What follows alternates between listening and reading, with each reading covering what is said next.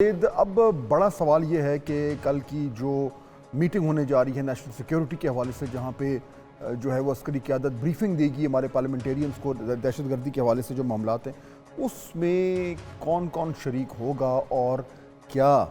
ایک اتفاق رائے پیدا ہو سکتا ہے اس بہت ہی امپورٹنٹ ایشو پہ۔ اس میں ذرا جانتے ہیں کہ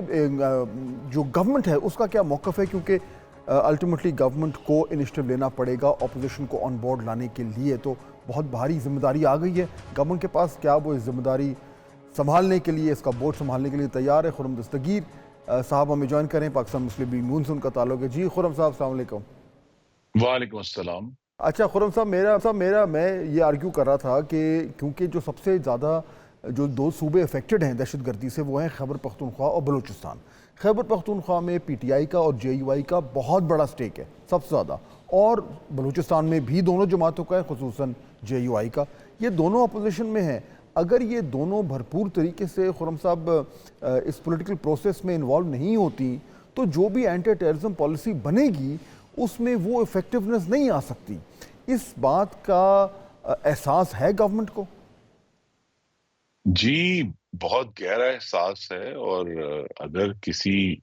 جماعت کو یہ کام کرنے کا تجربہ ہے تو وہ بھی مسلم لیگ نون ہی ہے، جس نے 2014 کے عوامی پبلک اسکول کے ثانیے کے بعد محمد نواز شریف نے بطور وزیر اعظم ایک اے پی سی کال کی تھی جس میں سب کو بلایا تھا۔ تو لہذا کنسنسس پیدا کرنے کی پوری کوشش کریں گے۔ کل تو یہ ہے کہ ایک سمجھیں ہم کہہ سکتے ہیں کہ آپریشنل میٹنگ ہے، اس میں کچھ حقائق سامنے رکھے جائیں گے، جتنا ہمارا چیلنج کا حجم ہے وہ بھی پارلیمنٹیرین سے شیئر کیا جائے گا، اور ایک شارٹ ٹرم میں تو میرے خیال میں اس پر کنسنسس ہے کہ ایک آپریشن کرنا ضروری ہے، اور وہ کوئی گرینڈ آپریشن نہیں ہے، وہ ایک رد الفساد کی شیپ میں جہاں جہاں ضرورت ہوگی وہاں انٹیلیجنس بیسڈ آپریشن جو ہیں وہ کیے جائیں گے۔ تو یہ سب چیزیں جو ہیں وہ کل پارلیمنٹیرینز کے سامنے رکھیں گے، لیکن آئی تھنک اس کے بعد بھی حکومت کو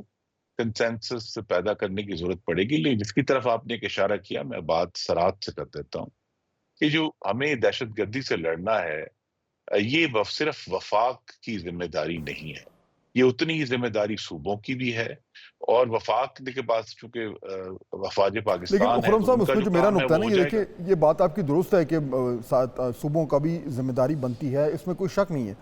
لیکن اس وقت اگر کوئی انیشیٹو لینا ہے تو ظاہر بات ہے اس میں جو اس کا کائنیٹک اینگل ہے، کائنیٹک ایسپیکٹ ہے جو ملٹری نے کرنا ہے، وہ اس وقت ایک امپورٹنٹ چیز ہوگی، لیکن اس کے پیچھے تمام سیاسی جماعتوں کا کھڑا ہونا اتنا ہی ضروری ہے۔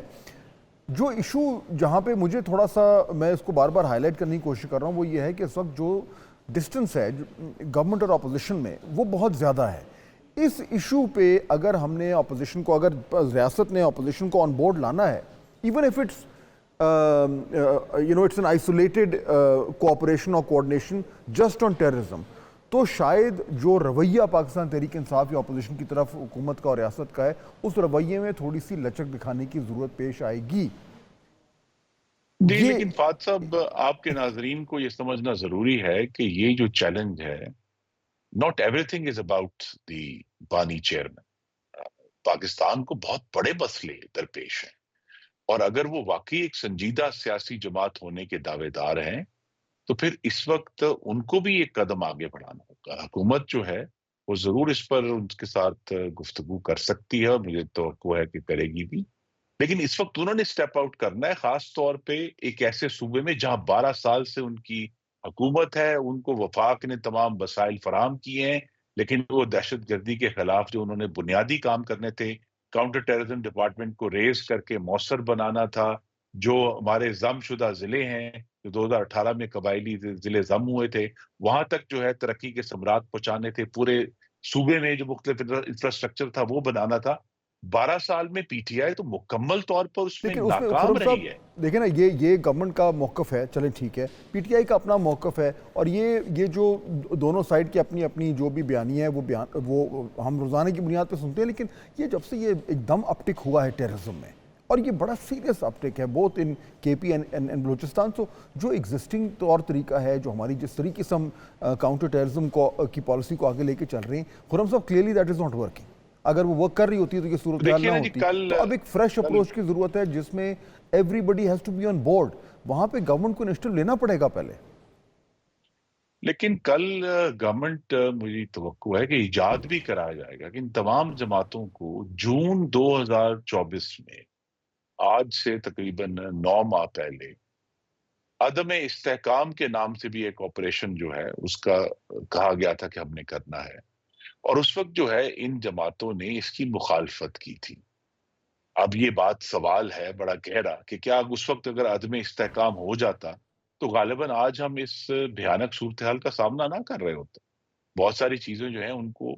خراب ہونے سے میرے پہلے خیال میں جو ہے ایک آپریشن سے ڈیل شاید کر فرق لیا نہ جاتا. پڑتا. لیکن اگین خرم صاحب دیکھیں نا، میں وہی کہہ رہا ہوں کہ اگر کل کی میٹنگ میں اور اس کے بعد بھی اگر یہی ہوتا رہا کہ گورنمنٹ نے کہا کہ جی دیکھیں آپ نے جو ہے وہ اس آپریشن کا ساتھ نہیں دیا تھا تو یہ مسئلہ ہو جائے گا، وہ آپ کچھ اور کہیں گے، تو یہ جو ایک دوسرے کے اوپر جو الزام تراشی اگر آج بھی چلتی رہی تو پھر تو معاملہ تو جوں کا تو رہے گا. دیکھیے نا میں جی، پھر یہ وہ کہنا چاہ رہا ہوں کہ ایوری جوں بڈی از کا ٹو تو رائز رہے ابو دیئر ڈفرنسز جوں ناؤ. تو پھر جو ڈفرنسز ہیں وہ پی ٹی آئی کو بھی سمجھنا ہوگا نا. اگر ان کا یہ خیال ہے کہ وہ اس موقع کا فائدہ اٹھا کے کہیں گے جی کہ بانی چیئرمین کو ہم این آر او دے دیں، بانی چیئرمین کے علاوہ ہر چیز پر بات ہو سکتی ہے، اور وہ کہتے ہیں بانی چیئرمین کے علاوہ کسی اور پہ بات نہیں کرنی. تو وہ جو ہیں ایشوز، اگر میں پھر کہوں گا، اگر وہ پاکستان کے رہنے والوں کی فلاح چاہتے ہیں، پاکستان میں رہنے والوں کی زندگیوں کا تحفظ چاہتے ہیں، تو انہیں یہ جو بانی چیئرمین کی obsession ہے اس سے بھی باہر آنا ہوگا. حکومت اور بہت سارے میں آپ کو معاملات بتاؤں پر لو ہینگنگ گفتگو فروٹ، کرنے کے لیے تیار ہے. خرم صاحب لو ہینگنگ فروٹ یہ ہے کہ دیکھیں میں یعنی کیونکہ ہم اسی موضوع پہ بات کر رہے ہیں، تو اگر گورنمنٹ نے تھوڑی سی گڈ ول دکھانی ہے، اب again what I am seeing is کہ یہ جو اینٹی ٹیررزم جو بھی ہمارا آپریشن ہونے جا رہا ہے، یہ کوئی ایک آپریشن تو نہیں ہے، یہ تو ہم نے پوری کی پوری جو ہماری ایک اسٹریٹجک اپروچ ہے اس کو چینج کر رہا ہے. ہم نے ایک انکنونشنل طریقے سے دیکھنا ہے، اور ہم نے اس کے ملٹری اور نان ملٹری تمام تر ایسپیکٹس جو ہیں ان کے اوپر ایک یعنی کہ ایک ریویو کر اور ایک نئی پالیسی بنانی ہے. اس کے لیے تمام جو سٹیک ہولڈرز ہیں ان کو آن بورڈ ہونا ہے. میں یہ کہہ رہا تھا کہ اگر گورنمنٹ نے تھوڑی گڈ ول دکھانی ہے، دیکھیے جب آپ کے اور پی ٹی آئی کے مذاکرات ہو رہے تھے جو اینڈ میں فیل اپارٹ، تو گورنمنٹ نے تو کہا تھا نا کہ جی ہم آپ کا جواب دے رہے ہیں اور ہمارے پاس آپ کے لیے جو آپ کے مطالبات ہیں اس پہ کچھ نہ کچھ ہے، کچھ آپ ان کو دینے کے لیے تیار تھے. ناؤ از دا ٹائم ان کو آفر کر دیں کوئی ایسی چیز جس سے ان کا تھوڑا سا دیکھیے ہم تو ایک. تیار ہیں، لیکن فہد صاحب، یہ حقیقت ہے کہ اس جماعت کے اس وقت قانونی طور پر سربراہ جو ہیں وہ بیرسٹر گوہر ہیں، اور اگر وہ ایک کسی اے پی سی میں اور کل وہ قومی اسمبلی کے رکن بھی ہیں تو لہذا وہ وہاں موجود ہوں گے. ان کے ذریعے ہم بات چیت کرنے کے لیے بالکل تیار ہیں. لیکن اگر اور کیا ایشوز ہیں، بس یہی تھا کہ جی ایویڈنس سامنے اکٹھی کریں، ایویڈنس سامنے لے کر آئیں تو جوڈیشل کمیشن پر بات ہو سکتی ہے. لیکن میں پھر کہوں گا کہ یہ وقت کیا جوڈیشل کمیشن کو ریز کرنے کا ہے؟ کیا یہ وقت جو ہے وہ اپنی سیاسی سودے بازیوں کا ہے؟ کیا ان کی کوئی ذمہ داری نہیں ہے جس صوبے میں 12 سال سے حکومت کر رہے ہیں وہاں کے لوگوں کی حفاظت کی؟ اگر وہ اس وقت چاہتے ہیں کہ جی اس موقع کا فائدہ اٹھا کر حکومت سے جو کنسیشنز لینی ہے، ہم بات چیت کے لیے پہلے بھی تیار تھے، آج بھی تیار ہیں، لیکن انہوں کی طرف سے بھی کچھ ذمہ داری کا مظاہرہ ہونا چاہیے کہ وہ پاکستان کے معاملات میں حل کرنے میں سنجیدہ ہیں اور لیڈرشپ کے اہل ہیں. ورنہ جو اگر وہ سیاسی سودے بازی میں لگے رہیں گے پھر یہ واضح ہو جائے گا، اور ہم سب پر واضح تو ہے پہلے ہی، لیکن چلیں شاید پاکستان کے عوام پر بھی اور یوٹیوبرز پر بھی واضح ہو جائے کہ یہ جماعت جو ہے پاکستان کی حاکمیت کے اہل نہیں ہے. اے پی سی سے ایک دن پہلے یا ایک امپورٹنٹ میٹنگ سے پہلے یہ جو ایک سخت رویہ ہے خرم صاحب، یہ معاملات کو